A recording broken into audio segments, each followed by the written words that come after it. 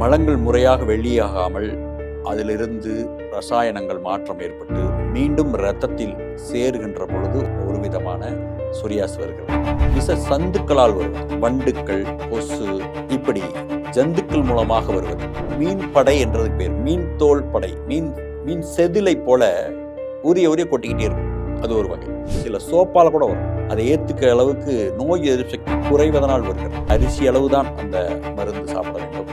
சாப்பிடுகின்ற பொழுது அந்த சத்துக்களை அதிகரிக்கின்ற பொழுது அந்த நோய் எதிர்ப்பு சக்தியை அது கொடுத்து விடுகிறது.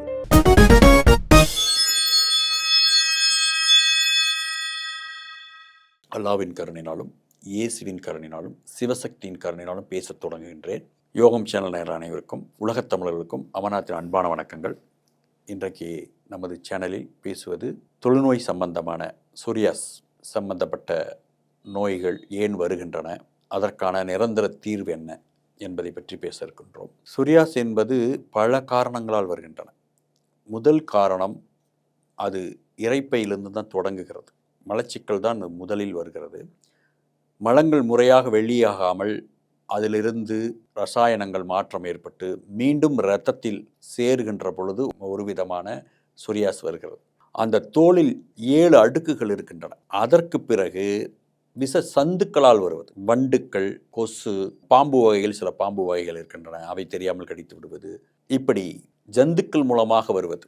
இதற்கு வண்டுகடி என்று பெயர். அது வட்டமாக வரும். இன்னொன்று, உடம்பில் உணவு செரிமானாகாமல் கெட்ட கொழுப்பாக அது மாறி அதிலிருந்து மீண்டும் இரத்த குழாய்க்கு சென்று ஒரு தொழுநோய் வருகிறது. அதற்கு மீன் படை என்றது பேர். மீன் தோல் படை, மீன் செதிலை போல உரிய கொட்டிக்கிட்டே இருக்கும். அது ஒரு வகை. இன்னொன்று, உடம்பில் அதீத உஷ்ணம் ஏற்பட்டு இரத்த நாளங்கள் சூடு ஏற்பட்டு அதில் இருக்கக்கூடிய சுரப்பிகள் ரசாயனத்தன்மை ஏற்பட்டு தோலில் அங்கங்கு ஒரு பன்னித்தோலை போல் தெரியும். அது பன்னித்தோல் சொறி என்று பேர். கருப்பாக இருக்கும். தொடைகளில் வரும், முதுகில் வரும், கால் இடுக்கில் வரும். என்ன செய்தால் அது போகாது. இப்படி ஒரு முறை இருக்கு.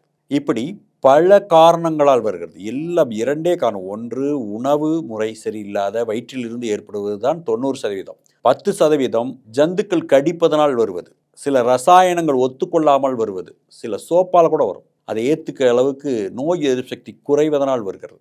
இப்படி ஒரு காரணம், 2, பல காரணங்கள் இருக்கின்றன.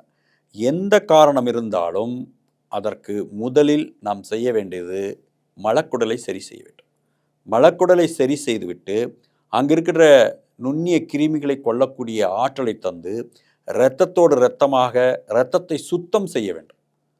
இரத்தத்தை ஒரு வடிகட்டுவதைப் போல, மோரை நம் வடிகட்டுவதைப் போல இரத்தத்தில் இருக்கக்கூடிய சிகப்பணுப்பில் இருக்கக்கூடிய தீய கிருமிகள் அனைத்தையும் இரத்தத்திலேயே கொன்று அதை மலத்தின் மூலமாகவும் வேர்வை மூலமாக வெளியாக்குவது. இப்படி செய்கின்ற பொழுது அந்த எப்படிப்பட்ட ஒரு சொரியாசி சரி செய்ய முடியும். இதற்கு நாம் உணவு முறைகளிலும் சில மாற்றங்களை செய்ய வேண்டும்.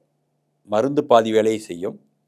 உங்கள் உணவு பழக்க வழக்கங்களை சில மாற்றங்களை ஏற்படுத்தி நீங்கள் அதை உண்ணுகின்ற பொழுது இந்த நோயிலிருந்து முழுமையாக வெளியே வர முடியும். உங்களுடைய உழைப்புக்கு அதிகமான உணவை எடுப்பது, நாவில் கரையாத எந்த உணவும் மனித குலத்துக்கு அல்ல என்று ஒரு ஆய்வு சொல்லுகிறது. அப்படி நம்மளால் செரிக்க முடியாத உணவுகள், கடினமான உணவுகளை சாப்பிடுபவர்களுக்கு தான் அந்த கொடுமையான சொரியாஸ் வருது. இன்னொன்று, எஸ்மோ என்று ஒன்று இருக்கிறது. சி வைட்டமின் என்று, நோய் எதிர்ப்பு சக்தி, புளிப்பு சக்தி இருக்கக்கூடிய அந்த சி வைட்டமின் குறைகின்ற பொழுது ஒரு விதமான சொரியாஸ் வருகிறது.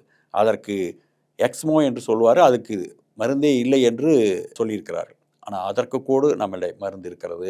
அது காரணம், உங்கள் இரத்தத்திலே சிகப்பணுவை அதிகரித்து இரும்பு சத்தையும் சிகப்பணுவையும் நாம் இதற்கு சில பஸ்ப முறைகள் இருக்கின்றன. அரிசி அளவு தான் அந்த மருந்து சாப்பிட வேண்டும்.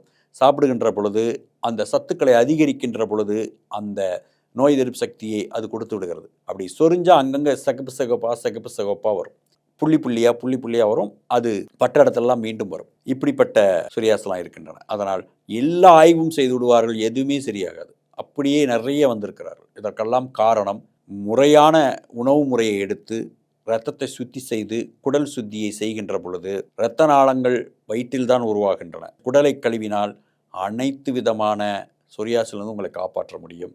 அதனால் சொரியாசில் வேதனைப்பட்டு கொண்டிருப்பவர்கள் இந்த நம்பருக்கு நீங்கள் ஃபோன் செய்து நீங்கள் அந்த அற்புதமான மருந்துகள் இருக்கின்றன. உள்ளேயும் சாப்பிட வேண்டும், வெளிப்பூச்சும் இருக்கிறது. இரண்டையும் நீங்கள் எடுக்கின்ற பொழுது அற்புதமான பலனை தரும் என்று சொல்லி, சர்வ மங்கள மாங்கல்யே சிவே சர்வார்த்த சதே சரண்யே திரியம்பகை தேவி நாராயண் நமஸ்துதே.